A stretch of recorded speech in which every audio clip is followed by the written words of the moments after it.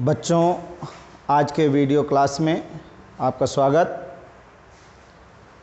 कल हम आपको जीव द्रव्य के बारे में बताए थे। आज जीव द्रव्य के कौन कौन से भाग होते हैं उसके बारे में आपको बताएंगे। जीव द्रव्य जिसे जीवन का भौतिक आधार कहा जाता है, तो जीव द्रव्य के भाग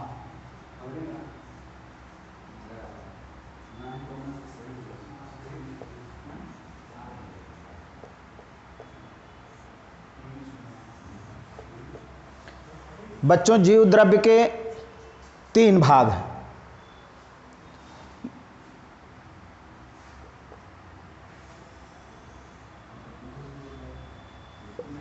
नंबर 1 कोशिका कला या प्लाज्मा झिल्ली।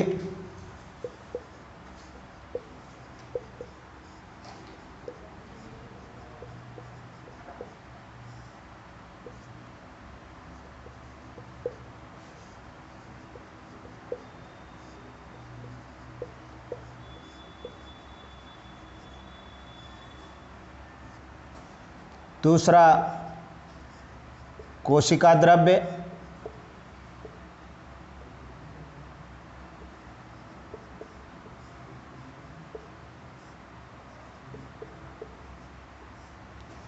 और तीसरा है केंद्रक।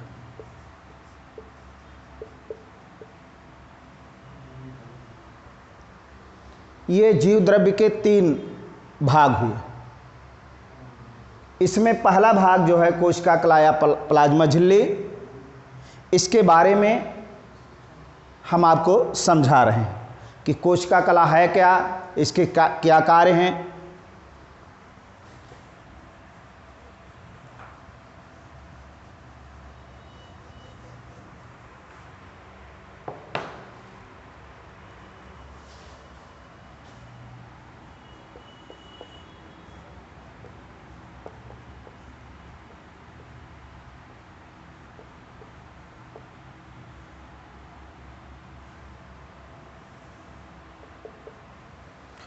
कोशिका कला एक पतली सी झिल्ली जैसी संरचना होती है।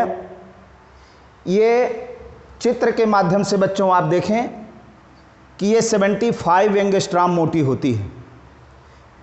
इसमें 3 भाग होते हैं, 3 स्तर होते हैं।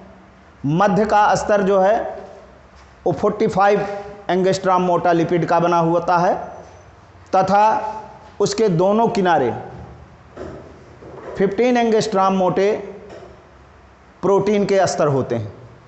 चित्र के माध्यम से आप इसको देखें।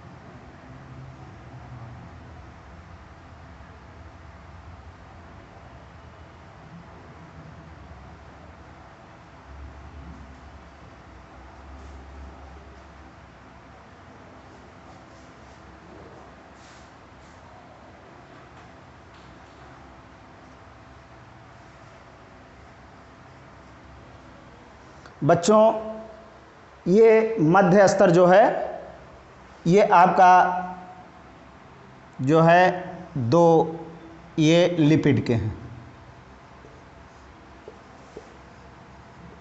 जो 45 एंगस्ट्रॉम मोटा होता है। पूरी इसकी संरचना जो है इकाई झिल्ली की 75 एंगस्ट्रॉम मोटी होती है। इसके दोनों किनारों पर ये प्रोटीन का स्तर है,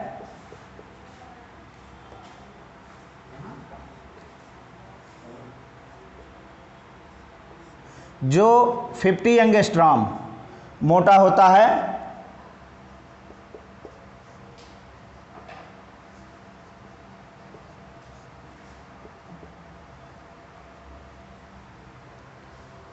मध्य में इसके ध्रुवीय स्तर हैं।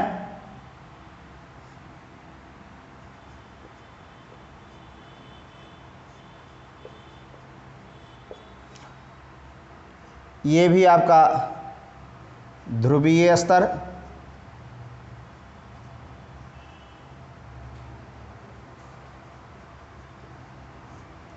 और ये मध्य का जो भाग है ये आपका अध्रुवीय स्तर।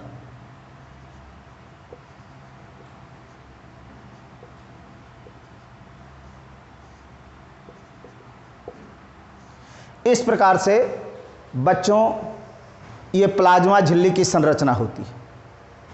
प्लाज्मा झिल्ली की संरचना का जो मॉडल प्रस्तुत किया वो मॉडल वैज्ञानिक रॉबर्टसन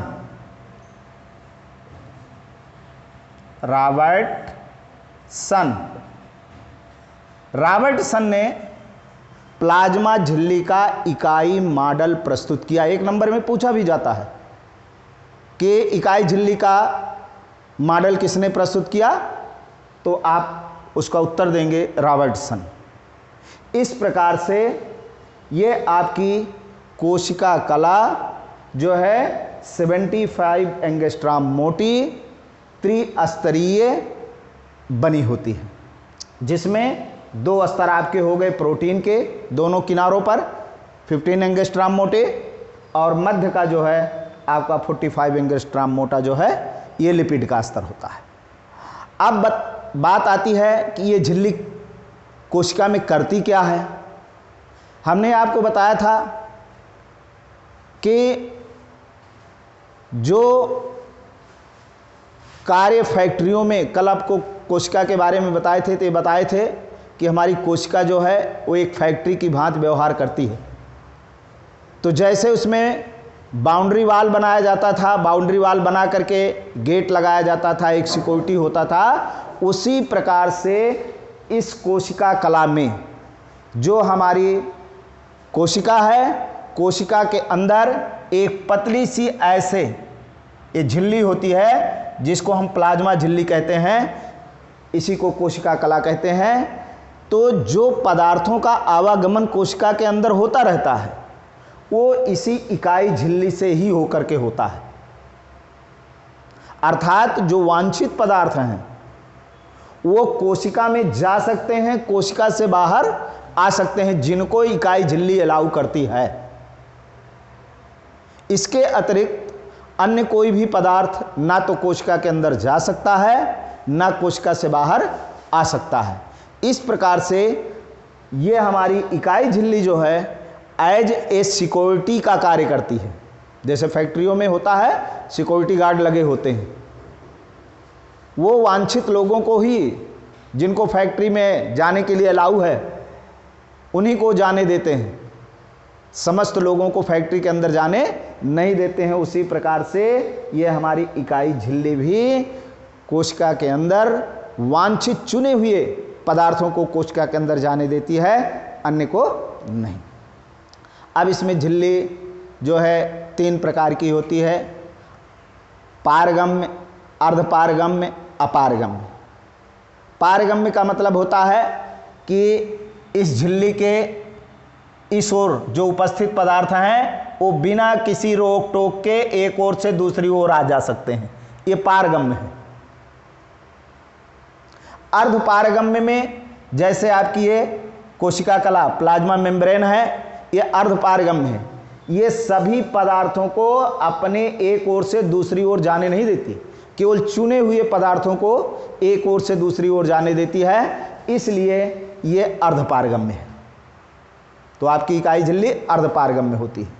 इसके बाद जो अपारगम्य है, अपारगम्य का मतलब होता है कि इसके एक ओर स्थित जो पदार्थ हैं वो किसी भी रूप में दूसरी ओर नहीं जा सकते हैं, ये अपारगम्य हो गया।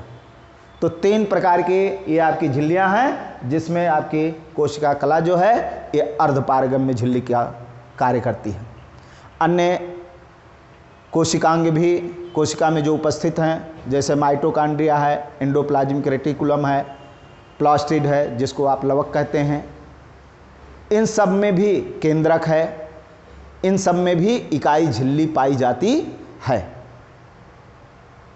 अब इस प्रकार से इसका कार्य आप देख लें कि कोशिका कला का कार्य है कि एक तो इसके आवरण को बनाए रखना यानी आकार प्रदान करना, दूसरा कार्य चुने हुए पदार्थों को ही कोशिका के अंदर जाने की अनुमति देना तथा बाहर आने की अनुमति देना।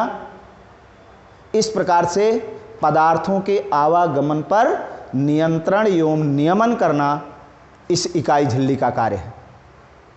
दृढ़ता प्रदान करना इसका भी कार्य होता है और इस प्रकार से कोशिका द्रव्य के जो घटक हैं उन घटकों को बाहरी पर्यावरण के घटकों से अलग करना। तो बच्चों, आपको कोशिका कला के बारे में जानकारी प्राप्त हो गई। इसके पश्चात इसी में कला अभिगमन की प्रक्रिया होती है। जूनियर क्लासों में बच्चों आप लोगों ने पढ़ा होगा विसरण, जिसको डिफ्यूजन कहते हैं, और परासरण। 8th क्लास में है विसरण और परासरण। ये विसरण और परासरण की प्रक्रिया जो है वो कैसे होती है, थोड़ा सा इसके बारे में भी आप जानकारी प्राप्त कर लें। डिफ्यूजन, विसरण,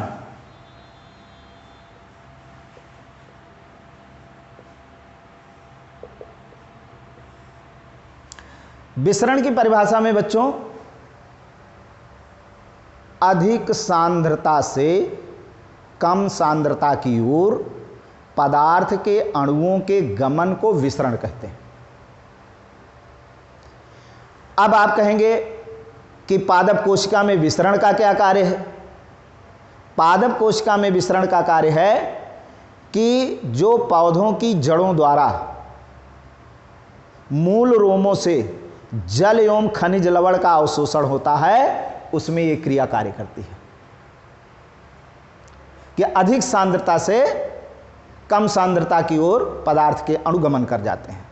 जैसे उदाहरण के तौर पर आप देखे होंगे कि कहीं बगीचे में पुष्प लगा हो, सुगंधित पुष्प, बेला, चमेली, गुलाब के पुष्प हों और आप उधर से गुजरते हैं तो आपको उसकी खुशबू जो है प्राप्त होती है। क्यों प्राप्त होती है? उसमें डिफ्यूजन, विसरण की प्रक्रिया। या आप देख लें कि अपने कमरे में एक इत्र की शीशी जिसमें इत्र भरा हो,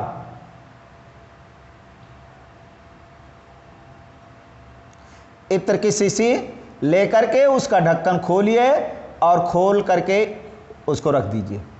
पहले आपके कमरे में इत्र की खुशबू नहीं थी, लेकिन जब शीशी का ढक्कन खोल करके कुछ देर रखते हैं उसके बाद फिर आप कमरे में प्रवेश करते हैं तो आपको पूरे कमरे में इत्र की खुशबू जो है आने लगती है। क्यों? इसका मतलब कि इसमें से इत्र से जो इसमें सांद्रता है, ये सांद्रता अधिक है।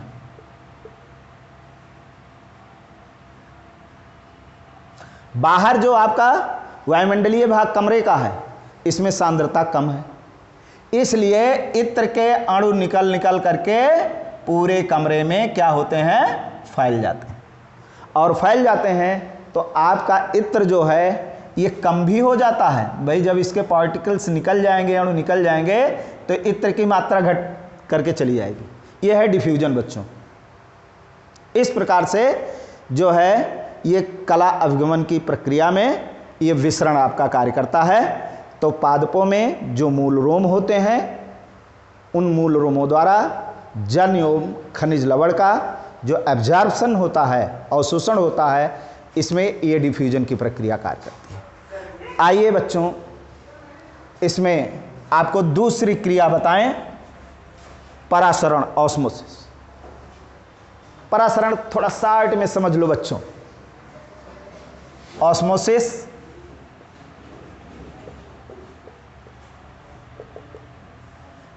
डिफ्यूजन का जस्ट उल्टा परासरण है। इसमें आपको बताया था अधिक सांद्रता से कम सांद्रता की ओर, और परासरण की प्रक्रिया में है कि कम सांद्रता से अधिक सांद्रता की ओर किसी इकाई झिल्ली से, अब इसमें इकाई झिल्ली आ गई, कम सांद्रता से अधिक सांद्रता की ओर किसी इकाई झिल्ली से पदार्थ के अणुओं के गमन को परासरण कहते हैं। अब ये परासरण दो प्रकार का होता है बच्चों।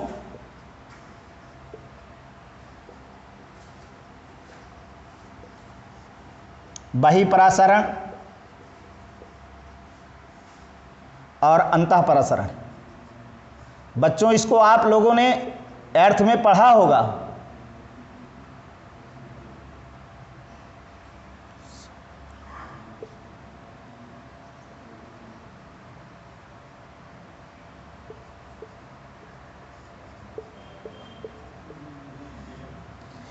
साइट में इसके बारे में जान लें।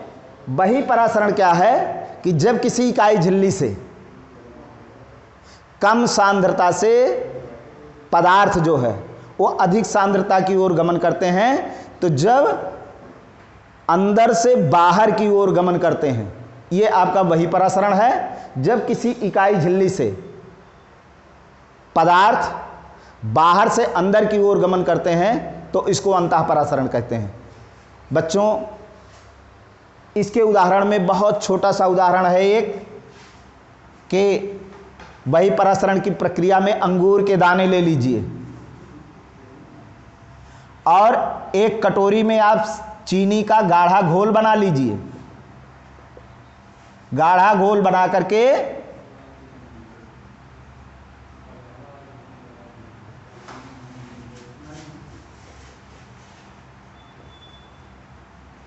और इन दानों को उसमें डाल दीजिए। कुछ देर के उपरांत आप देखते हैं कि इसकी स्थिति क्या होती है कि ये आपके जो अंगूर के दाने हैं ये ऐसे ऐसे हो जाते हैं। ये बहिःपरासरण की प्रक्रिया है कि इसके अंदर से जो है चीनी का गाढ़ा घोल, इसका मतलब सांद्रता अधिक है। अंगूर के अंदर जो रस भरा हुआ है इसकी सांद्रता कम है, इसलिए इससे ये जल निकल करके कहाँ चले आए? चीनी में। और जब चीनी में चले आए, ये अंगूर की जो परत है उसकी वाह भित्ति है, फलभित्ति। ये फलभित्ति एक प्रकार से इकाई झिल्ली का कार्य करती है और आपके अंगूर के दाने पिचक गए। जस्ट इसी का अपोजिट अंतःपरासरण में है। बच्चों खूब खीर खाया होगा आप लोगों ने। कोई भी फंक्शन होता है तो खीर अवश्य बनती है। उस खीर में क्या होता है कि आपकी मम्मी उसमें किशमिश डालती हैं। किशमिश कैसा होता है देखा होगा आप लोगों ने, रिंकेड होती है ऐसे झुर्रियाँदार। जब खीर पकाई जाती है तो उसमें किशमिश जब डाली जाती है और जब खीर पक करके आपकी कटोरी में आपके सामने आती है तो आप खीर ये किशमिश को कैसे देखते हैं? युवा अवस्था में देखते हैं बच्चों।